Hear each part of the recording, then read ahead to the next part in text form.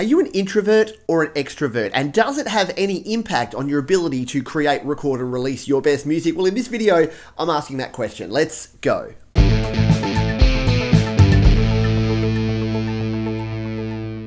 Okay, before we get started here, I want you to keep two things in mind when you're watching this video. The first is that introvert and extrovert are labels and they're generalizations. And we all know that labels and generalizations can be very damaging if you use it to pigeonhole people. So when I talk about introvert and extrovert, I'm not saying good or bad or anything like that. And you may actually be partially in, have one foot in each camp, or you may be somewhere on that spectrum. Very few people are 100% one way and therefore do everything that way, or 100% the other way. So keep that in mind. The second thing is, as you're listening to what I've got to say in this video, think about yourself. Which side of the spectrum do you think you fall on, or are you right down the middle? And let me know in the comments. I would love to know of those that are watching and that are viewers here on the channel, whether you fall more into that introvert or that extrovert spectrum, or whether you think the whole thing is completely irrelevant. I'd love to hear from you either way. Drop that in the comments below. While you're there, maybe even let me know what you think I might be, whether I'm more on the introverted or extroverted scale. So now that we've got that out of the way, let's jump in and start talking about introverts and extroverts and how that impacts music creation.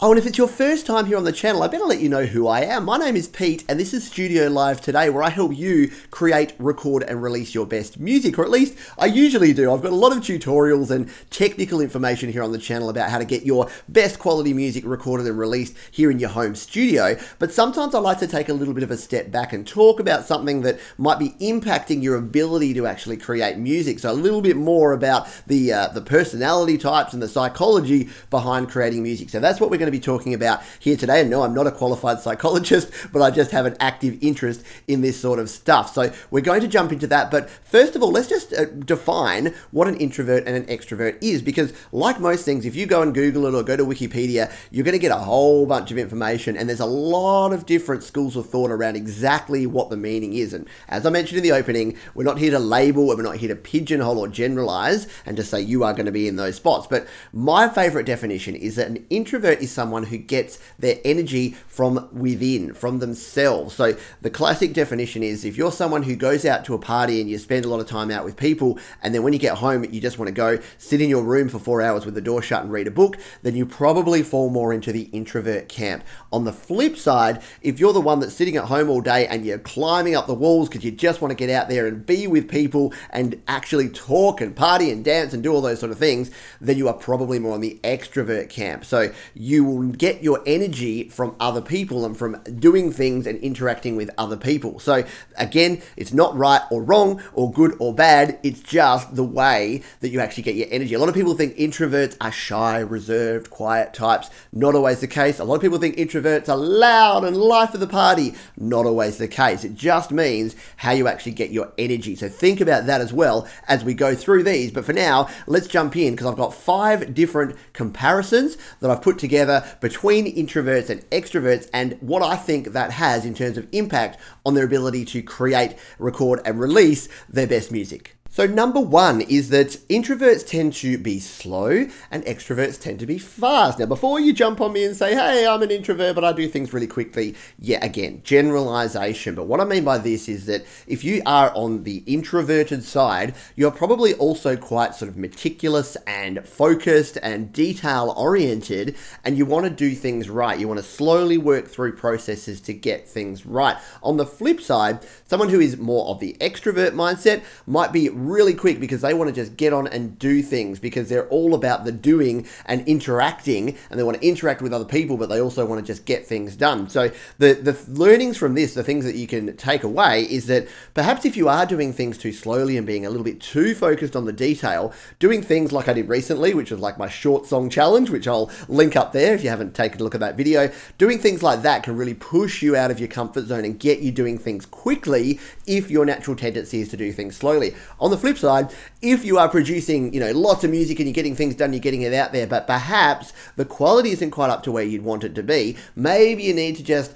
take a deep breath and step back a little bit and work a little bit more on the execution. And before you see that next shiny new project that you want to work on, just work on the current thing and see if you can get that up to the level that you want it without getting distracted by other things. Once again, there's no one that's going to sit right over one side and one over the other, but if your tendency seems to be more towards slow, methodical, detail-oriented, maybe try to speed things up. And likewise, if you're finding that you're not getting the quality of the sound that you want, now if you're producing 10 songs a week and they're all amazing, more power to you. I wish I could do that. But if you are doing things that quickly, then maybe just pull back a little bit and do things a little bit slower, and you might find that you get some better quality. Number 2, and I already kind of touched on this in the introduction, but that is that introverts isolate and extroverts collaborate. So if you're an introvert and you like to sit in your audio cave, you're doing your music, you're probably not doing a whole lot of collaboration. And look, you may be, and again, generalizations here, but a lot of folks are just, I guess, hesitant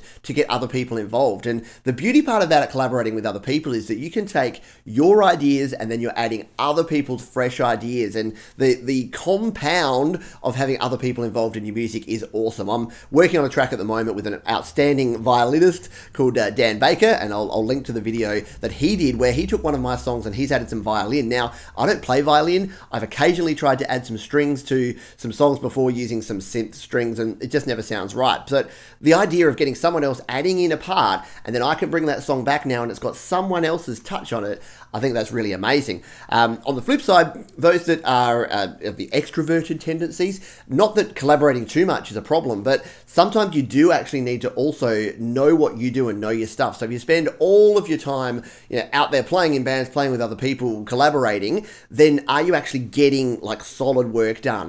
Would it be valuable for you to actually sit down and do some things on your own and really develop something and develop some additional skills? And again, if you're completely happy and you're producing great music either way, then more power to you. But this just might be something to consider, that maybe if you are not collaborating enough, reaching out to other people might help you. If you find that you're not getting things done or you're not satisfied with it, maybe come back and pull back a little bit. So hopefully that helps you understand either your personality type or maybe even other people that you're working with on your music. Number 3 is that introverts shelter and extroverts share. So this is across the board, not only within music, but in general. And again, generalizations here, you won't be on one side or the other, but your classic idea of an introvert is someone who is very sheltered. So I've talked to folks and I've said, hey, have you written some songs? And they're like, oh yeah, I've written about 150 songs. I'm like, oh great, can I listen to one? And they're like, no.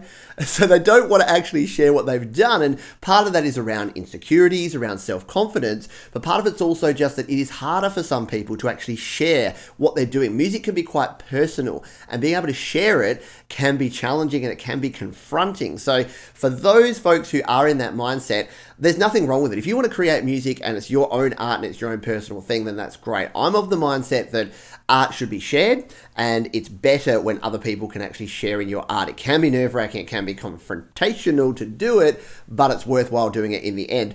On the flip side, there is a tendency for some folks to overshare, which is that they work on a riff and they're like, hey man, I got a cool guitar riff. Or you ask them, oh, what are you working on at the moment? They're like, oh, well, I got this song and then this song and then this song. This is over on SoundCloud. I've got these ones on Bandcamp. Oh, and I released this bunch of music here as well.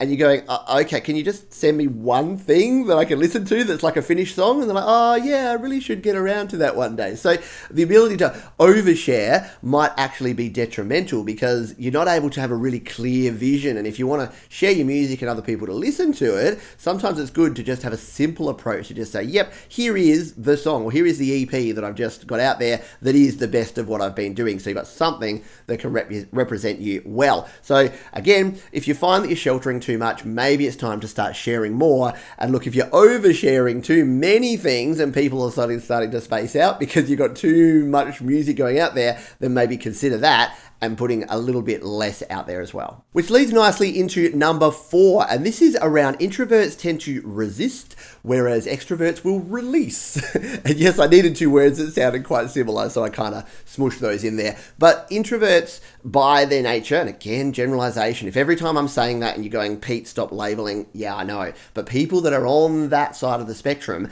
tend to be a bit more resistant to actually getting things out, similar to the sharing that we just talked about. But it comes down to, when I talk about DistroKid, because I love DistroKid, $20 a year, you can release unlimited songs. This isn't an ad for DistroKid, but when I talk to people that are more the extroverted mindset and I say that, they're like, wow, I want to release everything right now. They'll go back through their back catalogue and they'll be releasing albums, EPs, singles. They'll be getting things out there because they want to release their music. They want to share it. They want to get it out to the world. I talk to people that are more on the introverted side and I say that and they're like, oh, I don't really have anything that's ready to release yet. I've got a lot of songs, but a lot of them are kind of 90% there or 80% there. I don't think there's any one thing that I would actually release if I could. So the difference between those mindsets might actually mean that someone who's introverted needs to get out of their comfort zone and start releasing some music. And then maybe on the flip side, if there's things that are literally not ready, not quite radio ready, that you're still working on, you still need to mix and master and get sounding good, then maybe pull back a little bit and make sure that you've got that little bit more attention to detail if you are finding that you're releasing too many things and that you're not getting the quality that you're after. And finally, the number 5 comparison here, and that is probably going to be the most controversial of all of these, and I'm not even sure if I'm quite on board with my own logic here, but what I'm putting together here is that introverts tend to reject feedback, whereas extroverts accept feedback. Now wait, hold on. If you're already through typing that comment, you say, hey, I consider myself an introvert and I take feedback on amazingly well. That may 100% be the case. This just tends to be my experience, and it's not just negative feedback. Don't get me wrong there. A lot of introverts have a lot of trouble accepting positive feedback, and whereas an extroverted person, if someone gives them a compliment, they'll go, hey, thanks, I really appreciate it, because they want that personal connection. If you are by nature introverted, then personal connections can actually be a challenge for you. So if someone gives you negative feedback, you might sort of like go into your shell a little bit and feel a little bit confronted, but exactly the same if it's positive feedback. And that can be really not harmful, but it can be limiting, because a lot of people will give you a compliment about your music and they'll say, hey, that's a really great song. You're like, oh no, it's terrible. I need to work on the bass line. It's all sounding horrible. Like, I can't believe you even listened to it. No. So what the person giving the feedback then thinks is, oh, okay, well, next time I'm not going to give any feedback. And it might even mean that they're not going to give the constructive feedback that's actually going to help you make better music. Whereas on the flip side, an extroverted person that's putting their stuff out there and you say, hey, that's great, they'll go, yeah, awesome. And then you might give them feedback that's like, oh, actually, you know, the timing on that drum wasn't quite right. And they'll go, really? Oh, cool. I'm going to fix it right now. And they'll jump in and they'll fix it and they'll come back and say, how about now? Give me more feedback. So again, generalization here, but if you are someone who is struggling with feedback, and again, it doesn't matter which side of the fence you sit on, this advice is for everyone. Feedback is always good, whether it's positive or negative or constructive or critical or whatever, it's always good.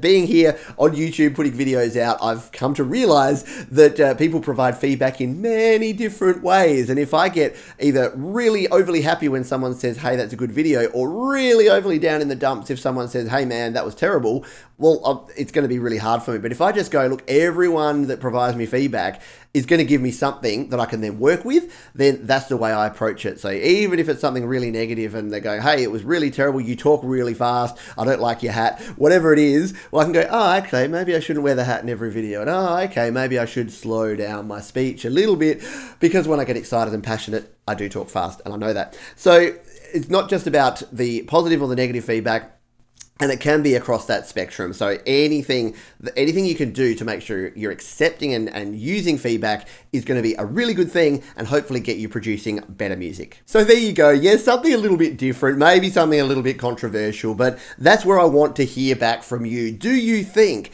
that whether you're an introvert or an extrovert has any impact on music creation? Do you agree with the comparisons I've made here? Do you think that I'm completely off the mark? I really want to hear from you. And also let me know if you're an introvert or an extrovert, and if you think that that impacts your music in any sort of positive or negative ways, because I'm really keen to learn, and I learn so much from the comments that you folks put down in the comments, and I'm always down there responding to your comments. So thanks again for watching this video. I hope you found it enjoyable and a little bit interesting, and I'll see you on the next video. Hey, thanks for sticking around. We've got 2 more videos linked down below. You can also subscribe to the channel by clicking on the Studio Live Today link up in the top right corner, or you can head on over to studiolivetoday.com for more audio goodness.